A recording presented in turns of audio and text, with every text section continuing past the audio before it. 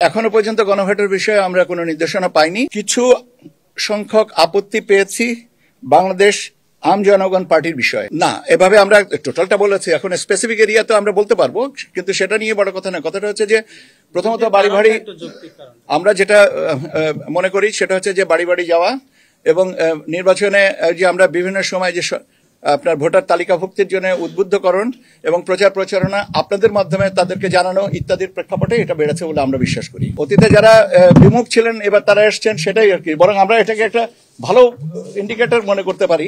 কারণ হচ্ছে যে আমরা অতীতে যে গ্যাপটা যেটা ছিল সেটাকে কমেছে এবং নারী পুরুষের ভোটার সংখ্যাটা করেছে। আনইউজুয়াল তো না, বরং এটাই হওয়া উচিত যে কমে এখন ভবিষ্যতে যদি এটা হয় তখন আমরা বলতে পারবো যে অতীতে 4.18 হয়েছে, আপনার এখন কেন কমলো বা বাড়লো। আরেকটা হচ্ছে রাজনৈতিক দলের নিবন্ধনের ব্যাপারে আপনারা যে একটা বিষয় আমি বলেছিলাম, দুটো বিষয় আপনাদের সাথে কথা বলতে এসেছি। আমরা আপনারা জানেন যে আমরা 143টা রাজনৈতিক দলের নিবন্ধন নিয়ে কাজ করা শুরু করেছিলাম। প্রথম পর্যায়ের পর্যালোচনায় 121টা দলকে আমরা নামঞ্জুর করেছি। পরবর্তীতে 22টা দলের নিবন্ধন নিয়ে আমরা কাজ করতে শুরু করি। তার থেকে 3টা দলের ব্যাপারে আমরা পত্রিকায় বিজ্ঞপ্তি দিয়েছিলাম।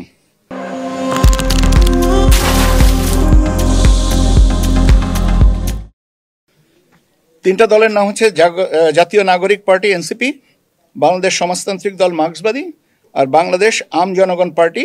এই তিনটা পত্রিকায় যে বিজ্ঞপ্তি দিয়েছিলাম সে বিজ্ঞপ্তির ধারাবাহিকতায় আমরা কিছু সংখ্যক আপত্তি পেয়েছি বাংলাদেশ আম জনগণ পার্টির বিষয়ে।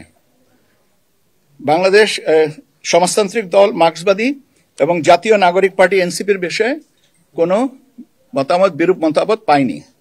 সেজন্য কমিশন সিদ্ধান্ত নিয়েছে যে জাতীয় নাগরিক পার্টি এনসিপি এবং বাংলাদেশ সমাজতান্ত্রিক দল মার্ক্সবাদী এই দুটোকে নিবন্ধন এ পর্যায়ে দেওয়া হবে।